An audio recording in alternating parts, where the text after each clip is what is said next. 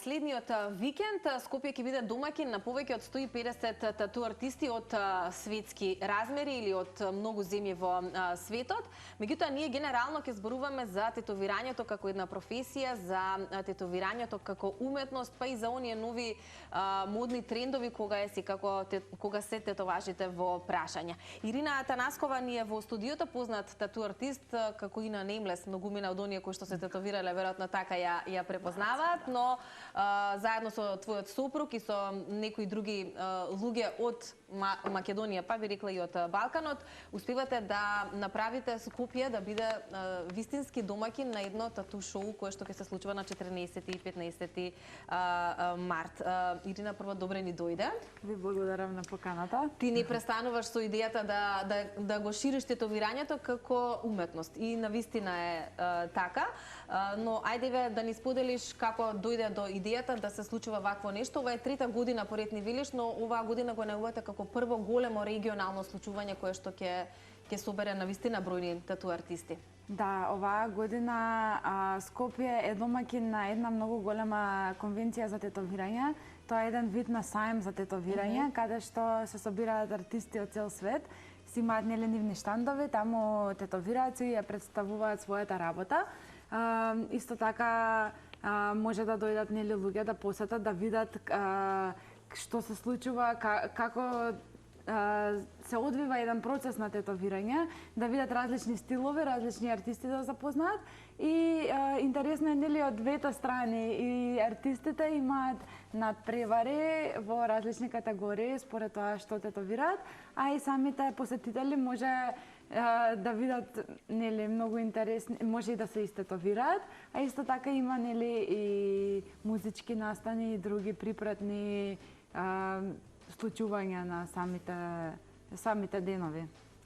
Тетовирањето за оние кои што имаат желба да се тетовираат, за оние кои што се тетовирале и не застануваат, се разбира дека секогаш е предизвик, особено за ваква конвенција, нешто што ќе речеме разгорува од љубопитноста и сакаат да видат, но од друга страна пак тетовирањето како уметност е исто така интересно и за оние кои што сакаат да видат како тоа изгледа и без да се тетовираат. И кога зборуваме за тренд и за уметност и за она кое што е и тренд во светот, но очигледно се прати и кај нас, што би кажале дека во денешно време е најактуелно. Значи, ние знаеме дека секој индивидуално си го бира она кое што сака да го стави на своето тело, па и местото каде што сака, иако препоставувам дека тука се и консултациите присутни. Да.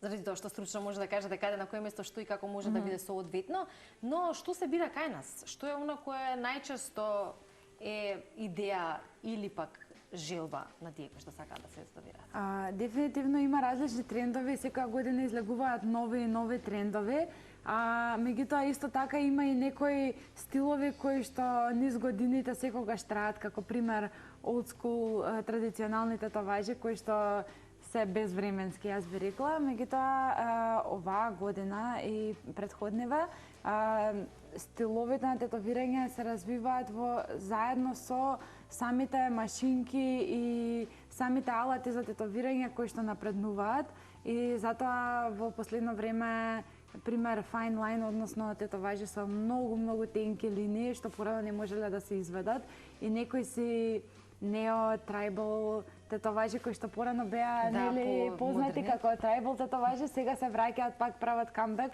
на некој нов начин со потенки линии.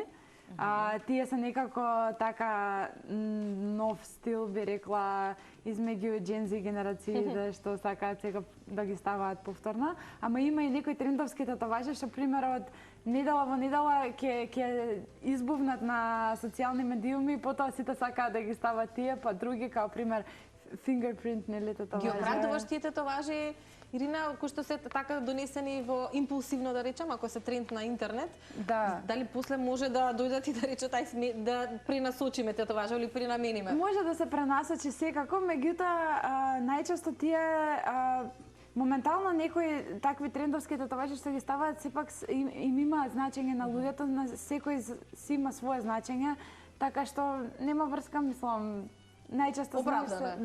Најчесто се знаеш за деца, за некои што сакаат, така што зашто да не? Да, се во контекст на уметноста. Ги спомена стиловите, јас само ќе те прашам, мене барем си ми асоциација за некој татуажи во боја и така си ми тој артист кој што нели сака да внесе некоја свежина, ако можам така да се изразнам, разнобојност, сликовитост. Дали остануваат и тие татуажи, да речам, доста барани тука кај нас на нашево поднебје или она црна тетоважа или класика од тетоважа си е нешто што не излегува никогаш од мода? Најверојатно зависи, знаеш, од човек до човек. Некој сака црни тетоважи, некој во боја. Јас лично многу сакам да изработувам тетоважи во боја, а на себе носам црни тетоважи. Да. Една контрадикторност. Зошто? Можеби затоа што се облекувам многу во шарено. Сега не сум во шарено, ама да.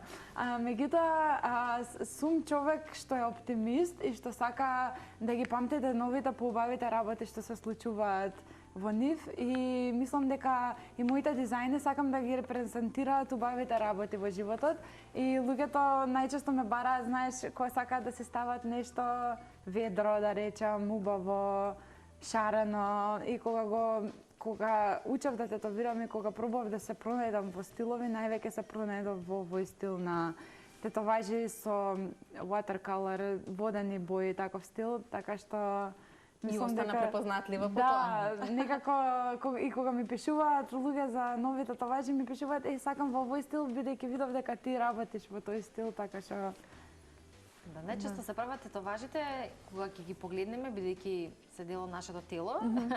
И кога ќе ги погледнеме, секогаш да не потсетуваат на нешто убаво, нели секогаш да го добиваме тоа чувство. Најмногу целта е таа, при тоа и убаво да изгледа, нели? Во денешно време тетоважите се и еден вид аксесорис или како некаков моден додаток, затоа што е во склоп на модата, но и е нешто кое што го имаме и како уметност.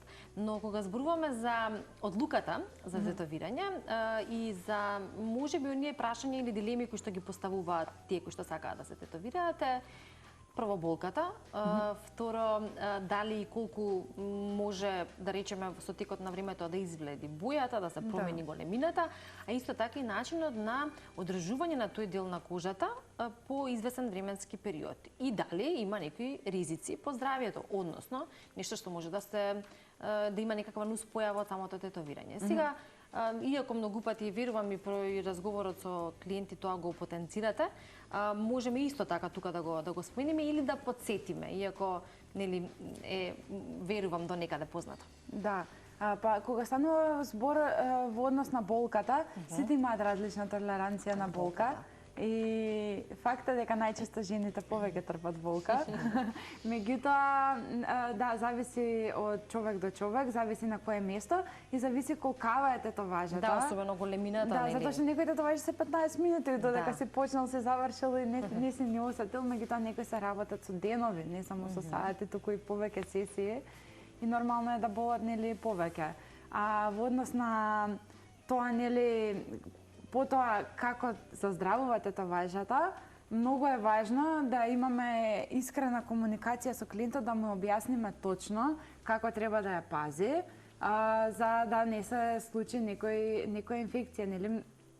Реално тоа е отворена рана првите денови и многу е важно во првите денови да се чува чиста, да не се оди, нели, во базен, во сауна, да се вежба. Тоа се го имаме убаво и објаснато, пример, ние имаме сајт и на сајтот не е све убаво, да, напишано. Исто така и зависи, еве и самите стилови, зависат од тоа како луѓето што ги ставаат дали се изложени на сонце или не. Зошто, пример, во Италија е најпознат old school стилот на тетоважи, затоа што се со дебели линии, со болт, јаки бои, затоа што луѓето се повеќе изложени на сонце таму, за да може да бидат потрајни тетоважите. Да. Повеќе да траат. Да. Ирина, споменавме, Скопје ќе биде домаќин и ќе може да причека повеќе од 150 тату артисти, од кои се земји ќе бидат присутни и каква е соработката со Србија, бидејќи велите дека ова го правите во една колаборација со нив? Оваа година не е Скопје тату шоу, туку е Artist Republic, затоа што оваа година организаторите на Скопје тату шоу и организаторите на конвенцијата во Белград здружуваат сили и заедно ја организираат оваа конвенција. при тоа добива... А зошто Скопје, а не Белград, еве, например? Или можеби ќе има и таму некој продолжување? Ке видиме, да, меѓутоа годинава еве се погоди тука да имаме и многу добра локација, во Александар Палац се случува.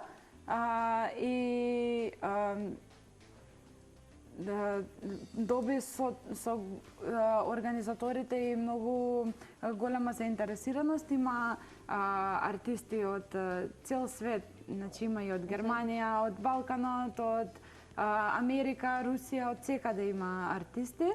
Така што да, баш ќе биде интересно. Има картите се веќе во продажба на Макатикет. Да, верувам дека оние кои што се навлезени во овој свет, посебно ќе пројават интерес, ме интересира дали со оглед на тоа што си дел од организацијскиот тим, можеби некои од твоите омилени тату артисти ширум светот ги поканивте да дојдат, дали низ години ви имаше можност, ај со не знам, твојот начин на живот да запознаеш некој од оние, или дали имаш тетоважа на себе од некој тату артист од кој што можеби на времето си учела или не знам го следиш по социјални мрежи, едноставно му се восхитуваш на стилот. Да, јас од самиот почеток кога почнав да тетовирам, дефинитивно многу напредна во самиот избор на бирање на стил како ќе работам, со одење на конвенции, запознавање на нови тату артисти, нови стилови кои можеби тогаш ги немало кај нас. И секогаш кога одам и на геспот, тоа е нели во друга држава да одиш и да поработиш во друга студија да тетовираш, секогаш се ставам и по некоја тетоважа како спомен од некој артист што ќе го запознавам таму. Така што самиот лайфстайл ти дава, не знам,